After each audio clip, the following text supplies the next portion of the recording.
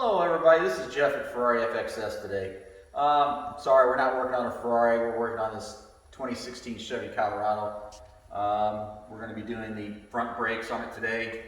That's all I can say is that we're going to be doing that. No Ferrari today, but we may do some Ferrari stuff later after we get done.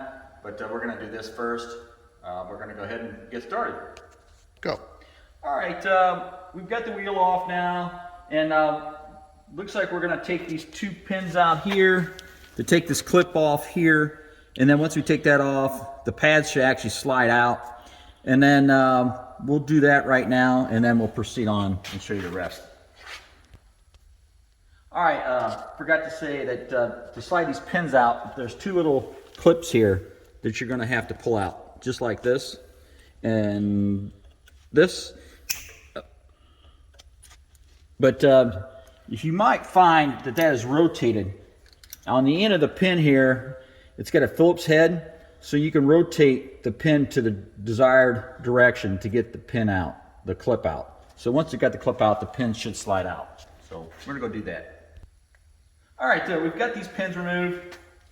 Like I said, they kind of sit in here this way from the back.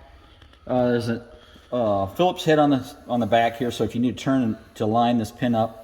So you take this pin out here, this pin should drive out this way, and then the pads will be free to move out, but they're actually pretty stiff still. So we're just going to go ahead and take the bolts off, the two bolts in the back, which are 18 millimeter. They're pretty tight, so we're going to head and do that, and then once we have the caliper off, the whole thing should come apart, and then we'll be able to take the rotor off. So let's go ahead and do that right now. All right. So we've got the caliper off up here, and I've got it sitting right here. It's got 4 pistons. You can go rent a tool from an auto parts store, buy one or whatever. But we just put the pads back in there, and then we just took the 2 pry bars we had, and then just pushed against each other and squeezed, and that forces the pistons back. Like I said, we were able to do that with this pry bar. You may not be able to. You can give it a try first instead of spending money on a tool or renting a tool, but that seemed to work for us. So now that we have the pistons retracted, we're going to go ahead and put the new pads on and go ahead and put the caliper back on. So the pads, like I said, they just slide right out right now. So, and you can see the pistons are retracted at this point. So we're going to go ahead and install the new pads and the caliper back on. We're going to head, like I said, we were going to do the pistons, but the rotor needs to be changed also. So you got to remove this one screw here. It's a T30. I've already got it out. Take it loose, and then at this time, the the rotor should come right off. And there you are. So we're going to go ahead and install that one. We've got the new one over here.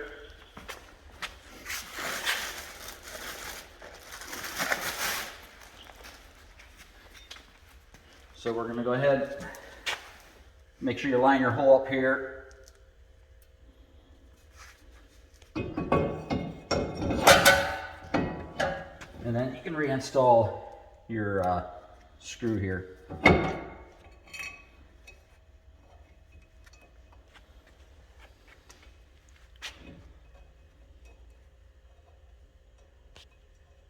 And get it lined up. All right, I've got the brake caliper on here. I had the 2 bolts not quite tight. They're just kind of loose for right now, so I can get the pads. I've slid the pads in. Like I said, they just slide in from the back here. You may have to take a hammer or something, just kind of tap them in there, but they're both slid in. I have the one with the wear sensor in the front here towards me. And then at this point, we've got our pins. We had to clean our pins up with some Scotch-Brite. They were kind of rough, they're a little bit better now. And then we've got this lube on here. And then we've got this new friction, what do we call it, like a tension plate or whatever you want to call it. We put some lube in here where the pin's going to ride. And then we're going to go ahead and then slide the pin in. But make sure the hole is facing outboard. I mean, if it's not, you can use your screwdriver to turn it. but it just make it easier. So you can just won't have to do that. So we just slide this pin in. Okay, we've got this kind of lined up. It's probably going to take a little bit of tension to push this together. And then we're going to, like I said, we're going to go ahead and install this and then show you what it looks like completed.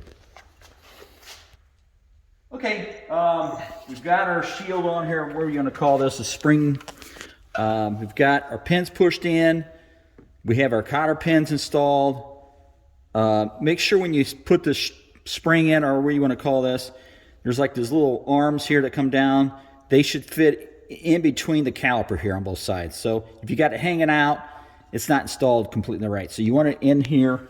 So it kind of floats, but it's in between the caliper here, as you can see where my finger's at. And then don't forget to tighten your caliper bolts on the inside here, your 17 millimeter or 18 millimeter. Make sure you have those tightened up. And then really we're ready to install the tire at this point. All right, we've got the brake reinstalled, we've got the tire installed. This torque to 140 foot-pounds. You want to do a crisscross when you're doing this. And then this wheel actually has a wheel lock. So like I said, crisscross pattern, torque to 140. We're going to go ahead and do the other side. Should be the same thing, so we're not really going to shoot that. So we're going to go ahead and do that right now. All right, we've completed the left-hand side, or driver's side. Don't forget to torque your wheels. I think they're 140 foot-pounds. And then you're going to have to pump your brakes and maybe add fluid or so to your reservoir. But other than that, that should conclude the brake change, the front brake change on the 2016 Chevy Colorado. All right, so catch you next time.